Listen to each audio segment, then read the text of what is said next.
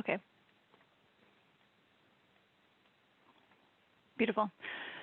So, yeah, if you want to start off by sharing about yourself, and then we'll dive into kind of some of the story and background of what you've done. Great. So I'm Margaret Klein Salamon. I'm a clinical psychologist, but while I was earning my PhD, I had a existential crisis about the climate emergency and became inspired to do everything that I could to, as we say, cancel the apocalypse. I founded the organization's The Climate Mobilization and its affiliate Climate Mobilization Project, and I currently serve as the board chair of both organizations. What we did is introduce a new paradigm into the climate movement, which is the need for World War II scale climate mobilization, because this is an existential emergency. Or, well, it wasn't a brand new paradigm, but we actually campaigned on it in a way that no one else had. Anyway, I authored Facing the Climate Emergency, How to Transform Yourself with Climate Truth. It's a radical self-help book for these terrible emergency times. And yeah, that's me. So, what can you remember the moment where you had the awakening, or was there a moment, or was it more of a series of moments that made you realize I gotta, like, this has to change me and my life? Yeah, there was actually a moment that that my life is kind of like before and after that moment, which is I was having a conversation with a good friend about how alarmed we both were about the climate emergency, and we agreed that the response to this needed to be so massive in scale, so larger than anyone was talking about. And at the time, I was planning to see patients in the morning and write commentary about the climate emergency in the evening, because that's how I viewed myself, as a psychologist and an academic. So writing commentary seemed to fit. But my friend said to me, don't start a blog. Discourse isn't enough. Think, what can you do to actually solve this emergency? And it was like my mind exploded or something. I mean, seriously, it was like before and after. And I mean, I was like, oh my God, what a great idea. I never thought, so big, actually try to solve climate change. So I became just totally obsessed, first with doing research and trying to figure out, what made sense to do, and then with actually launching the organization. But in that time period, right around that conversation, people said to me, like, I'm worried about you, in a way that they never really had in my life before. And it was just, it was like really such an extreme, shift for me. But it was also funny because I was like, oh no, I feel so confident and so correct on this mission that, that I'm doing the right thing. There have been times in my life that maybe it would have been good to have people worry about me, but not about this. So anyway, yeah, it was the challenge of actually trying to solve the emergency that changed my life. Mhm. Totally. What time period was that? About 7 years ago. Mm-hmm. So 2013. Yeah. What can you name what made it personal for you? Like, what broke it through kind of the intellectual knowledge to something that was really personal? Well, I think in general, I'm a very emotional person. So, thinking, whatever, I also have a very personal and emotional reaction to, global poverty, for example, like, but with climate, I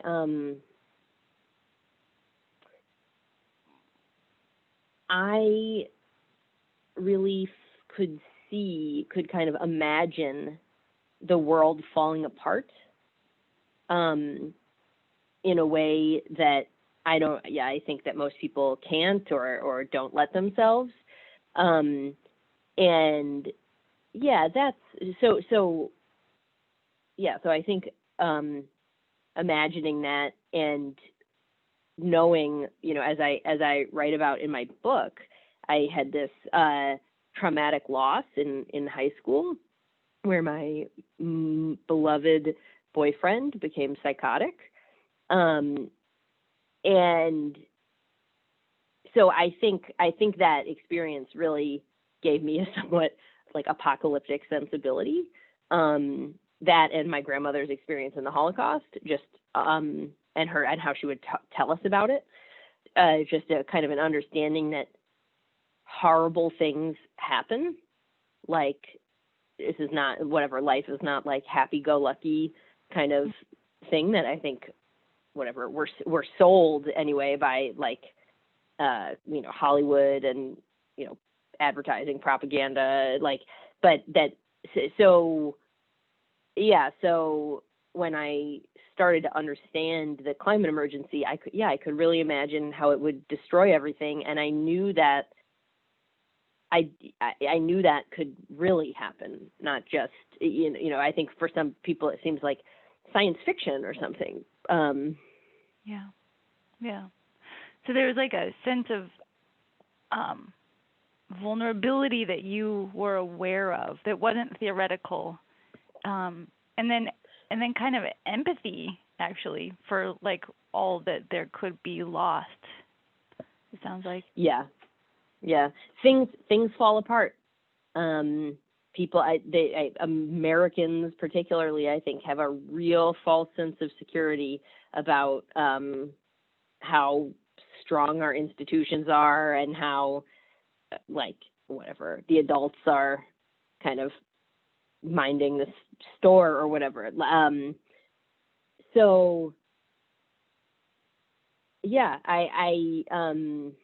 It is definitely my love for my friends and family and the human family and all life. It is definitely my love that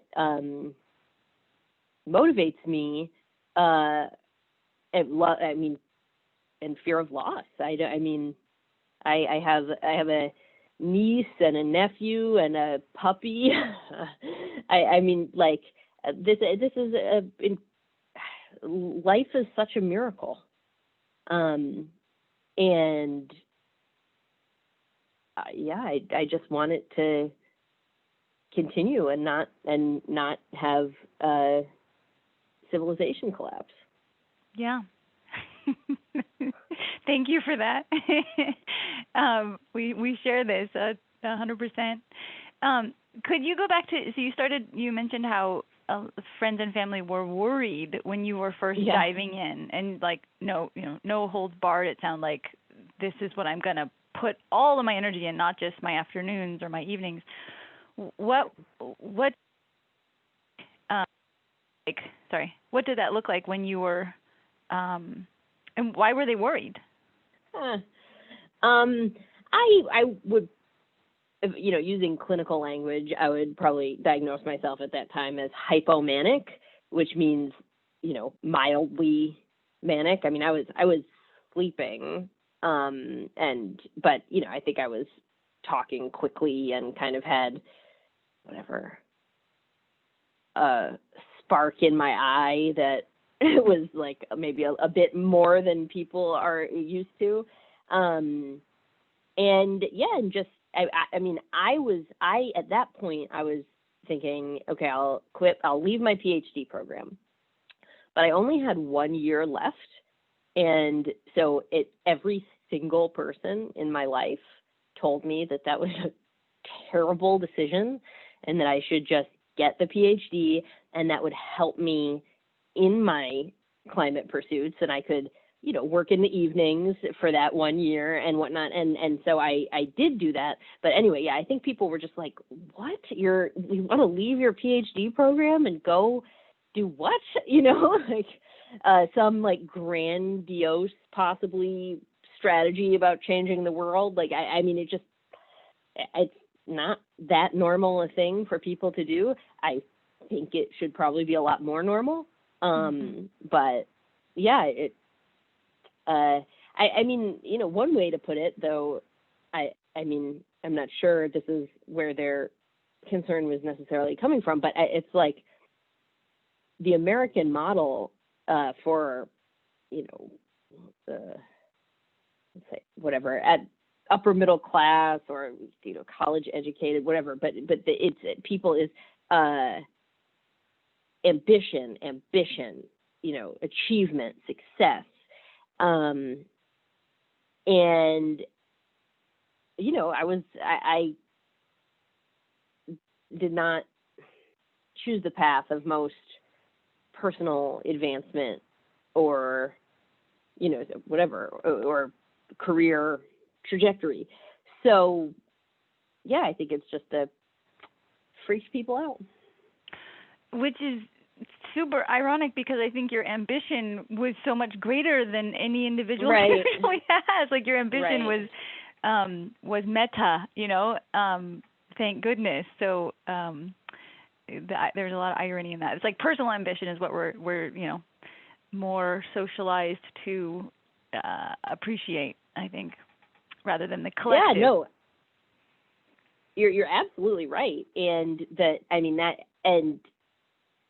that feeling of pursuing this mission and making this kind of change in the world made me feel more successful and confident and happy with myself than all of the whatever A's I got at Harvard.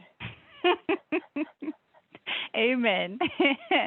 So I'd like to also, because the fact that you are in kind of the healing profession and you are a psychologist, how do you see the values of psychology and of medicine and of kind of the health professions? How does that inform your work? And was that part of like why you felt compelled? Yeah. So my father is a psychoanalyst, and my mother was going to be a clinical psychologist, but became a kindergarten teacher, changed course. But so it's very much been a kind of part of my outlook and mentality from childhood, the kind of understanding that people have all these feelings, and that often people are driven by things that they don't understand, and that people should be always growing and developing internally. And so just this kind of orientation that, it's such a wonderful kind of magical thing to be able to heal people through talking, through understanding and, relationship. So for me, I think the values of facing the truth, like even when it's hard, especially when it's hard, is really core for me. But I think beyond the psychological, the healing professions, I mean, to be a doctor or a psychologist, a therapist, you're taking on a lot of responsibility. People are trusting you with their lives and souls, and so there's a feeling of healthcare workers of significantly increased responsibility of do no harm, and I'm taking this person is in my care. And so that mentality is kind of what I think we should try to have with the planet and the climate emergency. Just like, this is not separate from me. This is not, whatever. It's not your fault, but it is your responsibility. Mm-hmm. Mm-hmm. Yeah, definitely.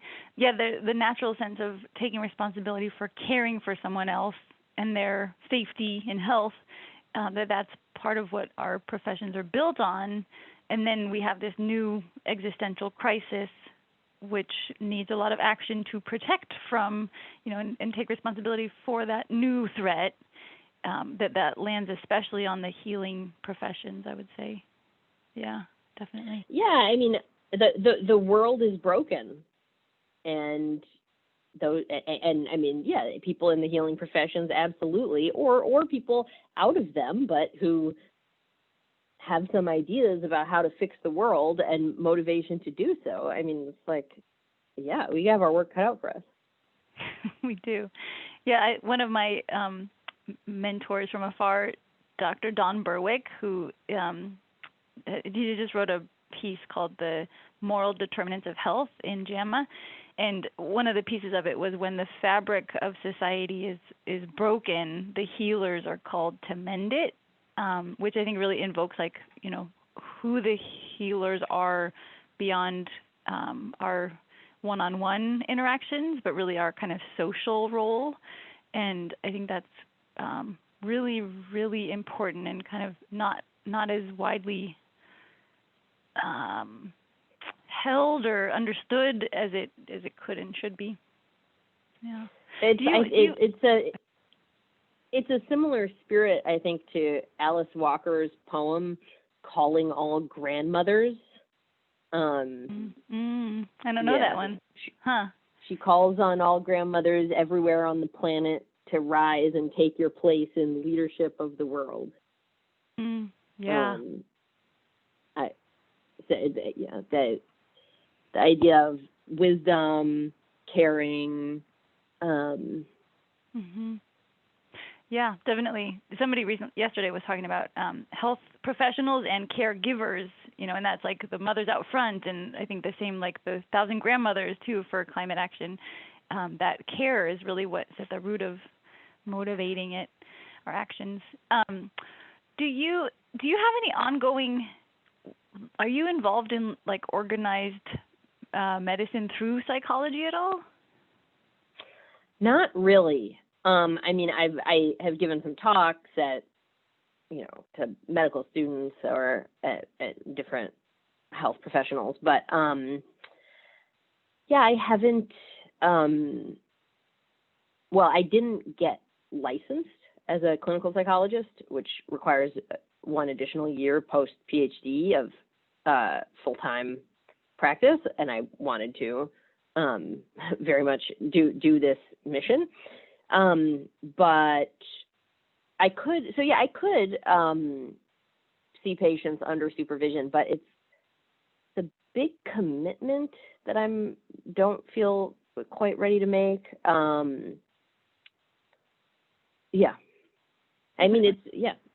It's the same thing that care worker responsibility. I don't want to take someone on that I can't stick with. Mm-hmm, for sure.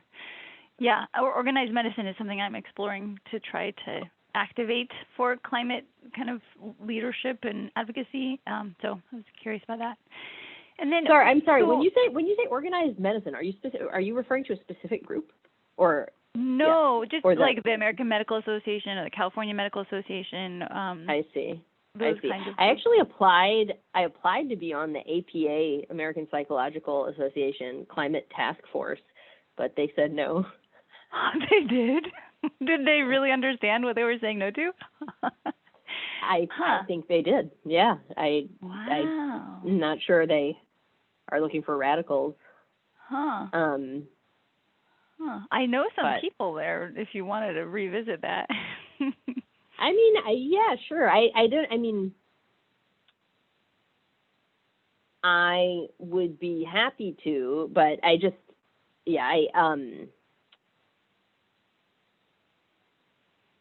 until the APA is ready to take the position that this is an existential emergency and that we're all have to do what we can, and to announce actual initiatives to, help, I would just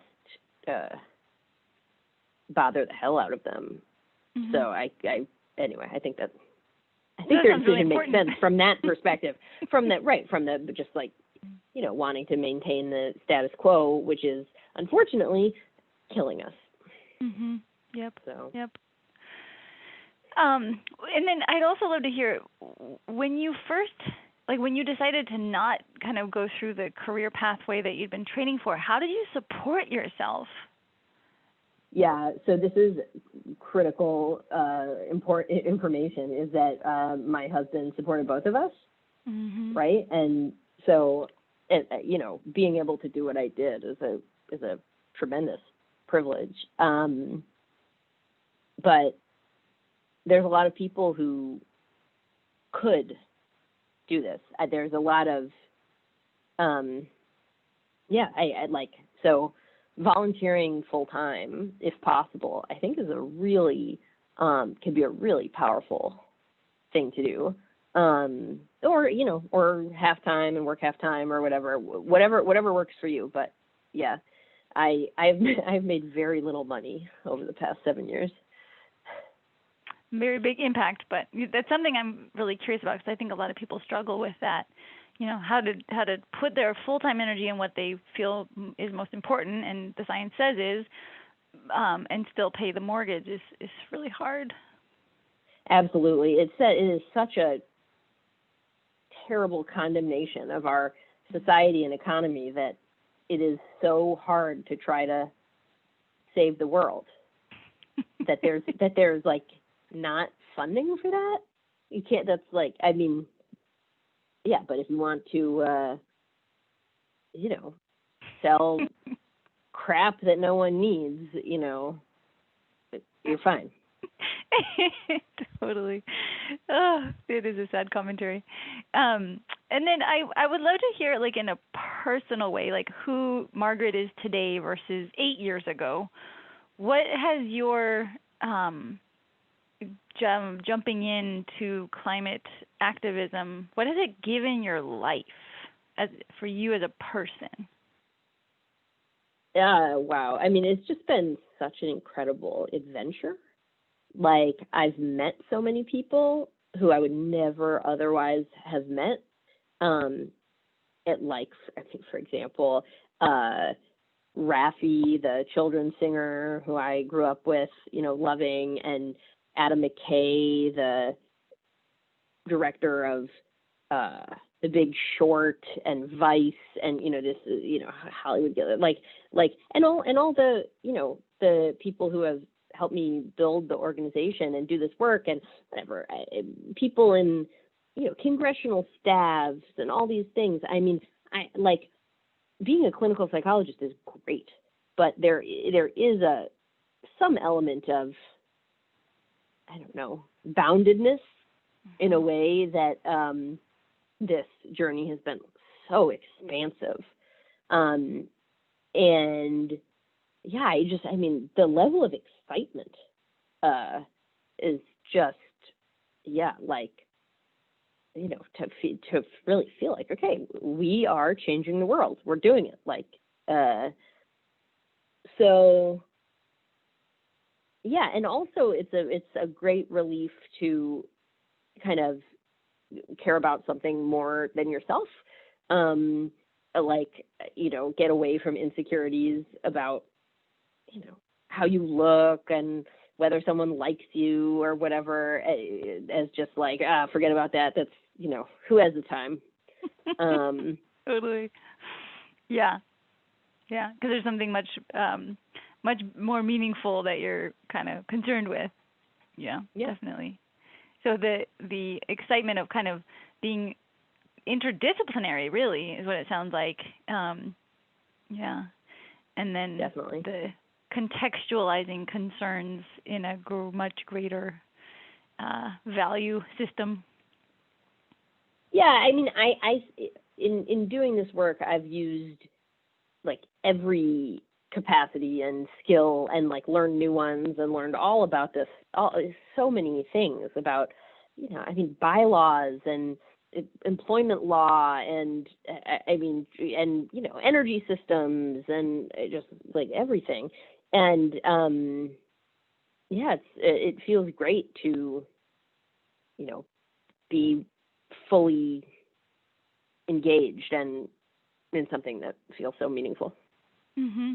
How did the writing your book come in to your work? Like how did it become apparent that was necessary? So a friend of mine and my husband's is a professional writer who, with her partner, was launching a book imprint, and they were planning to offer full, like, soup to nuts help with books for authors, conceptualizing the book and writing and editing and publishing on their imprint. And they were going to do 4 trial books where they were going to offer all of this support for free. And that was just, I felt an offer I couldn't refuse. So Molly Gage, who's on the cover, she's actually the partner of my my friend Jessica Knight. But so yeah, she helped me every step of the way with this book, and yeah, I like self-help books. I'm interested in them. I wrote my college thesis on an ethnography of dating self-help books and their use among college students. That's amazing. and yeah, I love writing. My friend said to me at the outset of this, he said, Discord, don't start a blog. Discourse isn't enough. But it is, I think he was right, but some of the most powerful things I've done have been through writing. So. Yeah. And what kind of impact do you feel like the book is starting to have? Well, I mean, first of all, it is so frustrating. I mean, like, I do not recommend launching a book during a pandemic. It launched in April this year, and every book event was canceled. So wow. The sales are low. I mean, like, like around 5,000, which, like, so that really is frustrating to me, because the other half of the answer is I get amazing feedback. I get, like, this book changed my life. I really feel dedicated to doing something now. I'm giving this book to 10 friends. Like, this kind of feedback. So it's like which is wonderful. Obviously, that's very gratifying to hear. But it also just increases my frustration about like, come on, this is worth your time. Yeah, how to get it out, get the message out there to everybody. Yeah. Well, if you can think of ways I can help, let me know. Well, you can have me on your podcast. Yes, here we are. Absolutely, and it will be in the show notes. So super, super grateful for your work and your time, and I really think that you're such an inspiration for me, I can say, and I think so many others. So thank you, and would love to kind of stay connected in the work for saving everything we love. Thank you. My pleasure. Okay, thank you. Great. Bye.